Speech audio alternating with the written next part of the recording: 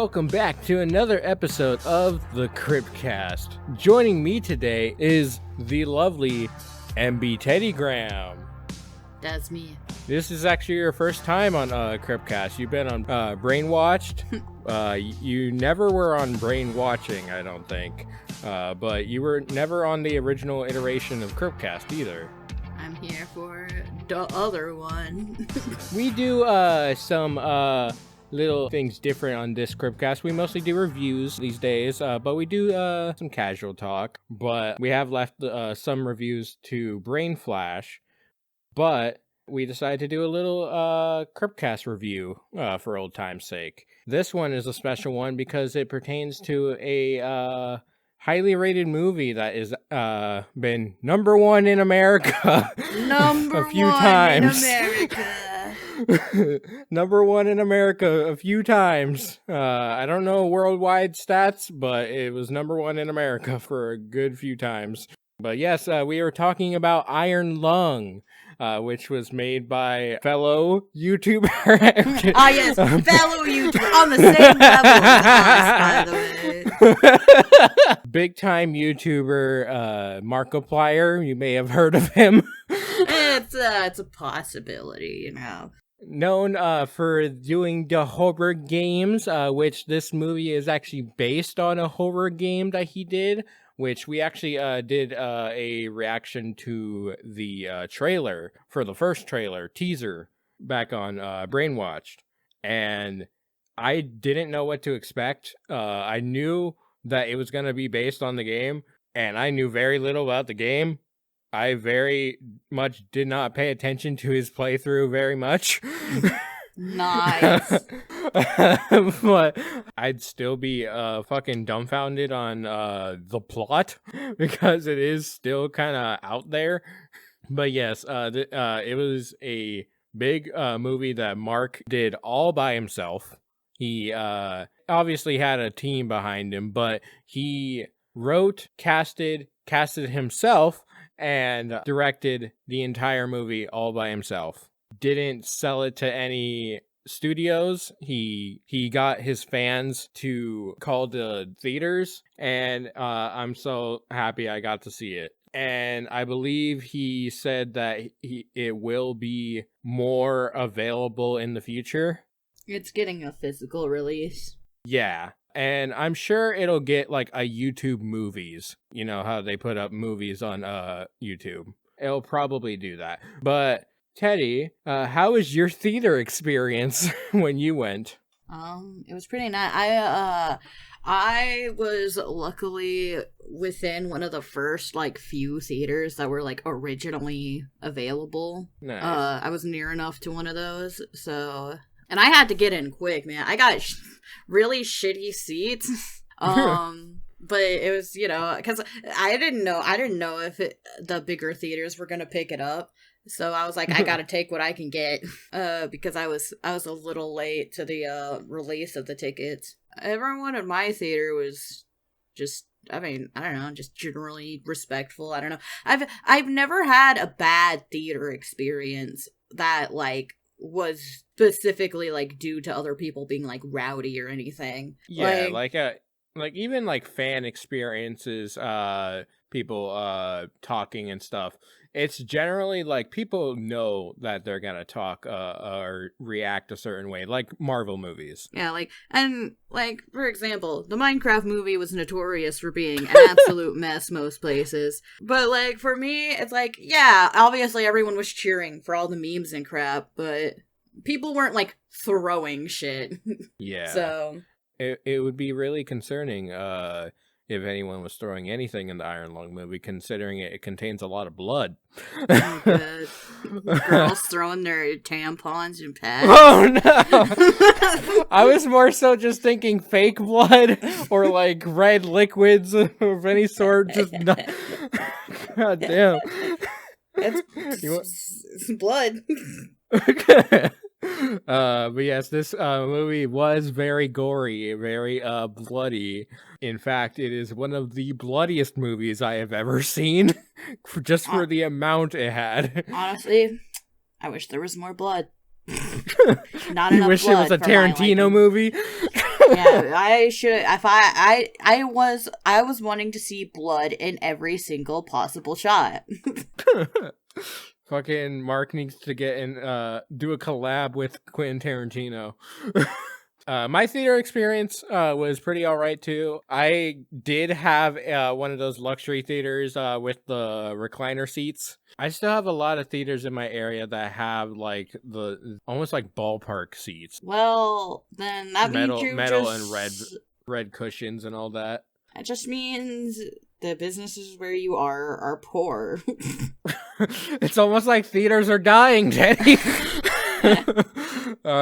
I'm so glad that my theater picked it up. I wasn't too surprised that it would because I live in a very big city. I went during the middle of the day. So the sun was out and there was like no one at the theater. There was like maybe like 8 people in my theater, including me. And people were pretty respectful. There was a couple talking through parts of the movie, but they were okay.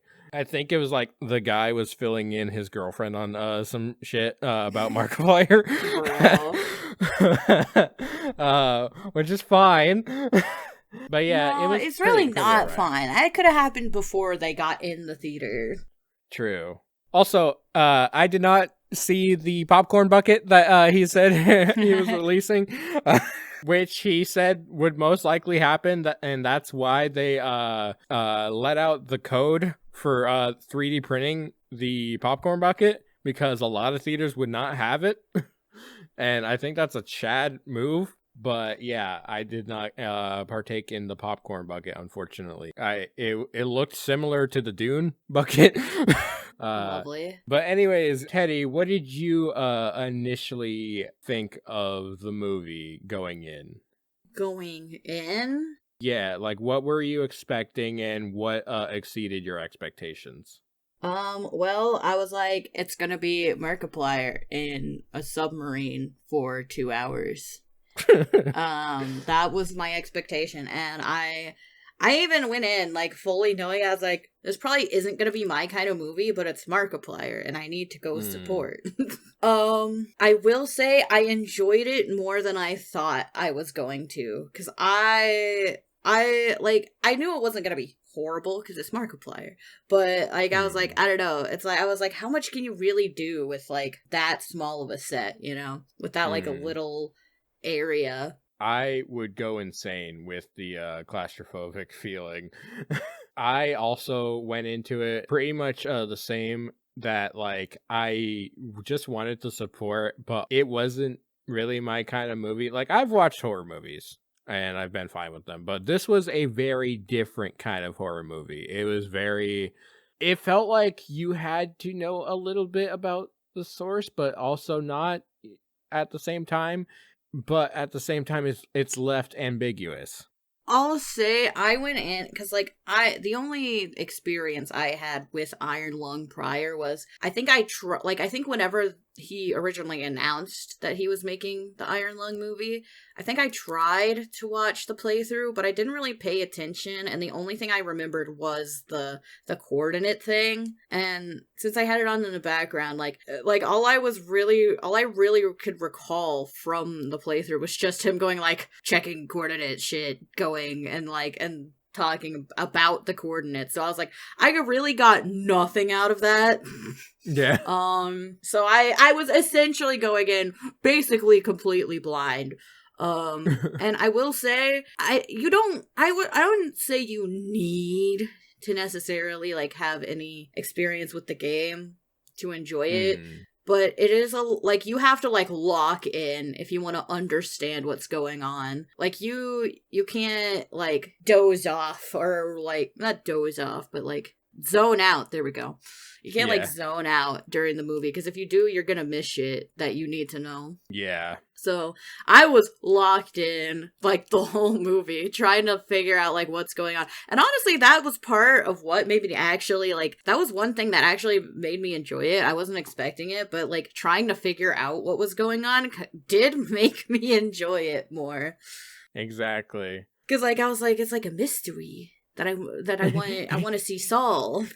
And I feel like that really recreates like the feeling of like what the original game was really doing, gameplay wise. Yeah, he released 2 videos. He did the original playthrough, and then he did another video where they dropped a bunch of lore in an update, and then he played all that, and that is what he based the movie on for the most part, is the lore from that video. So a lot of people see the first one and they're like, this game? He's making a movie on this? but like it's really the second video is where it all comes in. Because I had to look at that second video. I'm like, okay, I can see parts of the movie in this. So like I think it's really interesting.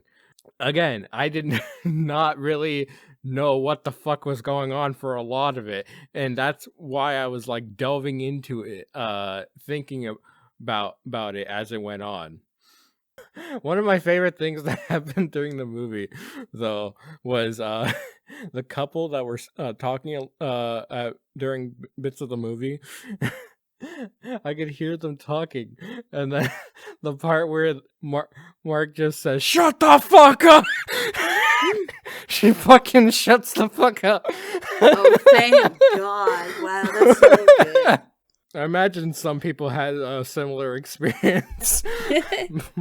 I sure hope they did. That more movies need to do that. Just have a shut the fuck up moment. Yeah. Like right before there's important lore about to happen, just have a character crash out and say shut the fuck up. like just have Deadpool just like, hey, I see you in the theater munching on popcorn. Shut the fuck up. Bro, I'm surprised that neither of the Deadpool movies did pull something like that. It's like, hey, there's about to be a big lore drop right now, so if you're talking, shut the fuck up. That would have been great. Right? That's so good. That's such a good bit. Also, a bit that I thought about after I saw the movie was that someone made a point that the blast of radiation, him pressing the button, he constantly repeatedly pressed the button throughout the entire movie, so he's just blasting fucking radiation the entire time. Yeah. And somehow isn't getting affected for the most part. But that also does tie into like what's really going on under there, because the radiation has to do something with what's going on under there. And yes, it was scary. It was creepy. It wasn't like jump scary kind of if anything, Mark tumbling through the fucking submarine several times throughout the movie. I'm like, did the cameraman fall with him? If I'm being honest, I so much prefer that it wasn't a jump scare kind of horror movie. Because the reason I don't generally watch horror movies is because, like, basically all of them are jump scare horror movies. And jump scares are just, at least in modern Hollywood, actually, no, just in general, they're too easy to spot. Like, it's too easy to see jump scares coming. And then even if it's not, even if they just jump you out of nowhere, then it's like, I'm just startled because you played a really loud noise out of nowhere. Like, That's not scaring me. I'm gonna get startled because it was loud. Like, that's not scary. That's just rude. Like, that's just rude. Like, that's like a prank you pull on someone where, like, you're hiding behind a door and then they walk in and you jump out at them. Like, you didn't scare them, you startled them, and there's a difference. And I can see how, like, there is, like, you know, actual, like, jump scares that, like, you know, are scary. But it's like, I've never really seen a movie where it was pulled off well. Like, what was that? There was one about, like, a nun, some evil zombie nun or whatever. Yeah. Like, my friends had me, like, watch it, because, like, we were, like, hanging out, like, back when I hung out with real human in life my people. God. Yeah. Fucking Crazy normie. concept, I know. They were like, "Oh, let's watch this horror movie." And I was like, "Okay." And then like I would like literally be sitting there and I'm like, "Oh, there's a jump scare coming up," because like you can hear like there's a music swell. And then it goes silent for like 2 seconds. Bang! And then it's like that's not scary. I know it was coming. You swelled the music. Like, but then like my friends were like jumping and screaming and I'm like, "How is this like working on you?" It's like blatantly obvious. But like I appreciated the more like psychological kind of horror, because I like the horror that makes you think, because I think that is a lot more actually like potential to be scary than anything that's gonna jump out at you. Yeah, like uncomfortable horror. Yeah. This is kind of different, but like monster horror, like adjacent, Alien and Predator. Those are like they're ugly creatures that like are around in a dark setting, and that's the horror aspect of it. That they're just unnerving. There's not a ton of jump scares in that, and same with like Jurassic Park in a way, though it's died down in recent years with Jurassic World. But yeah, I think this movie pulled off a really good like think piece kind of horror. Yeah, which I appreciate. Yeah, which again, a lot of people said that Mark is being really ambitious with doing his first movie on such a niche property that really didn't have too much going on, but he did go so ambitious with making it a think piece and challenging Hollywood because like he wants to inspire people to make these kind of films, not only like think pieces like this and be just ambitious with it, but to show Hollywood that they are doing too much for such little gain, and that just common creatives can come and make something great. I do feel the pacing was interesting in the movie, that like a lot of it did feel like in real time to the runtime for a lot of it, and then obviously when he was doing the multiple flashes and writing them down, the coordinates, because his thing was down, obviously there was a bunch of cuts there too in time, so it did feel like time was exhausting. But so the pacing was very interesting in this, and Yeah, but it didn't feel like a drug. Yeah, I feel like the pacing was intentional. Like I feel like it's especially important kind of pacing with kind of how content is today, because it feels like so many people, like if you don't have like constant like jingle jangle jingle jangle that people like clock out. And I think it's good to have like a movie that starts out more slow paced. Yeah. Especially for what the movie is. I think it fits it better for what it is.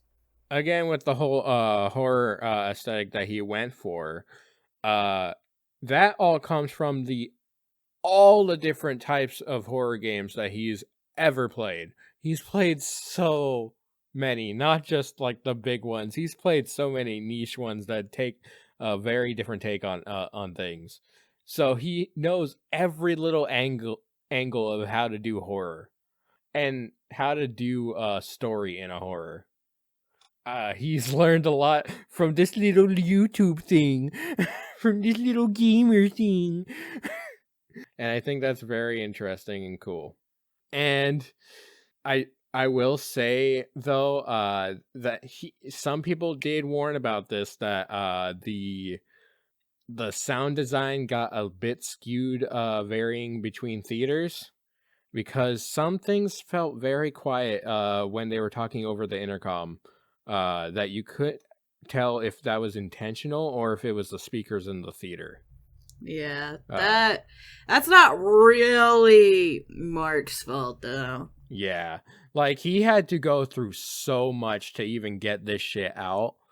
Going over literally the entire process over the last 2 to 3 years on Distractable podcast, which is a much better podcast than this, but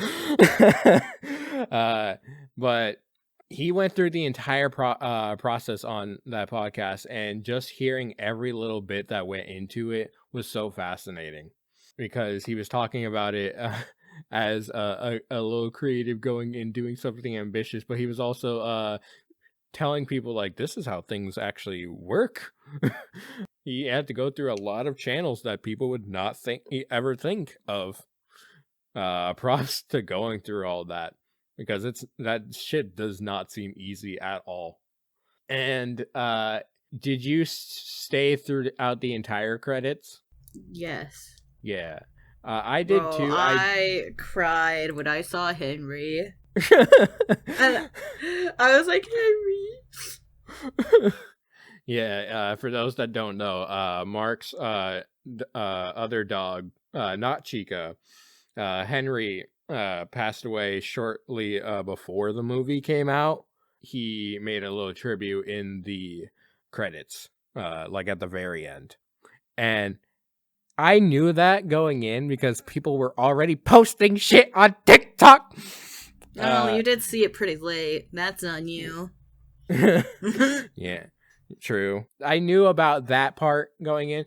And I didn't really expect an after credits scene at all. I just wanted to see the entire credits because of the people involved. Because not only was it Mark, but Jacksepticeye voiced in it. His girlfriend was in it in a way. Or his now wife. My bad. What was it? Troy Baker was in it. And also Lixian, his editor, was in it. He did a lot of the editing on the movie, and Mark did a lot of editing on the movie himself too. I liked how, even though we've seen Lixian, he still put his little cartoon guy for him in the credits. A lot of people worked on this movie, but relatively a small team in the grand scheme of things. I also heard it had a banging snack table. I saw a video where it was like, look at this awesome ass snack table. Markiplier's the best. Even high budget movies don't give us an awesome snack table like this. And I was like, I'm thinking about it, right? These big giant ass budget films, why do they not have a good snack table like that? Relatively speaking, the snacks would be such a cheap thing compared to the expenses of the rest of the movie. So I'm like, why are you not? Why are you not giving everyone a banging ass snack table? So props to Mark for actually taking care of his crew.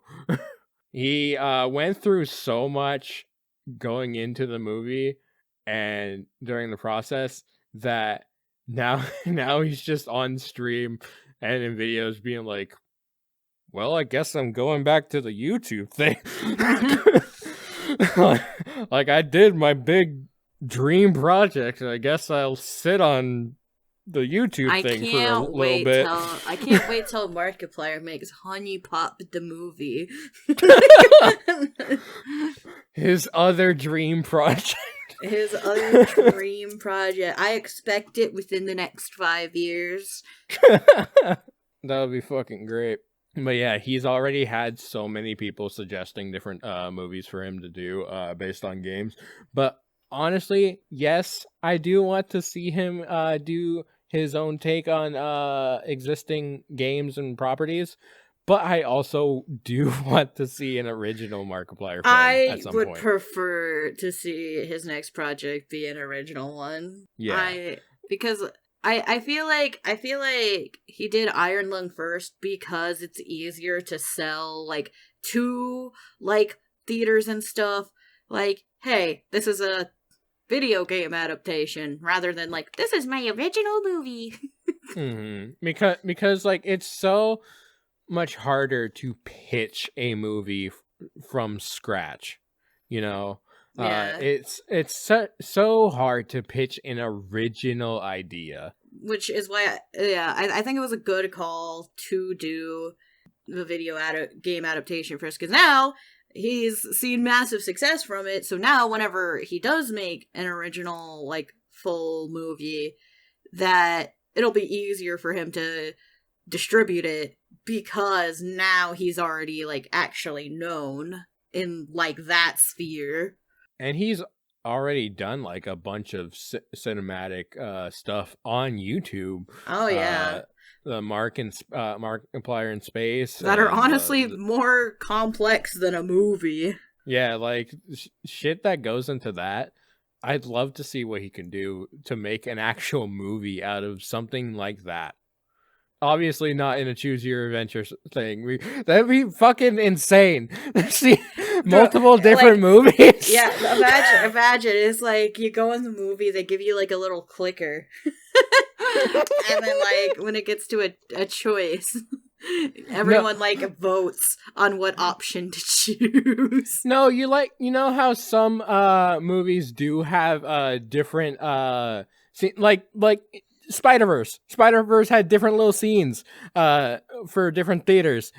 Imagine if they had different fucking endings for, but like depending on the theaters. Yeah, but I was more meaning like explicitly like a choose your own adventure movie. That would be It would be pretty funny. Just everyone's with little clickers. No, I want to see this ending. No, I want to see. It's just an eruption of arguing in the theater. It's like, why did you choose that option? I want to see it. No, it's all determined by the person that runs the camera. Yeah, it's the cameraman's choose your own adventure. What am I gonna decide today? Hope everyone likes it. But yeah, I do want to see an original film next from him, and I do think having the basis from this movie going into that would be very good. And we know on this channel that we like to work with things that already exist because it's so much easier abridging. I do still want to see his take on some existing properties, though, because he does have a knack for it. Does give his thoughts about like the different games that he plays when he plays them, or he gives his thoughts on his podcast. So I would like to see his take on things. But yes, I did very much enjoy the movie. Was it my kind of movie exactly? Not necessarily.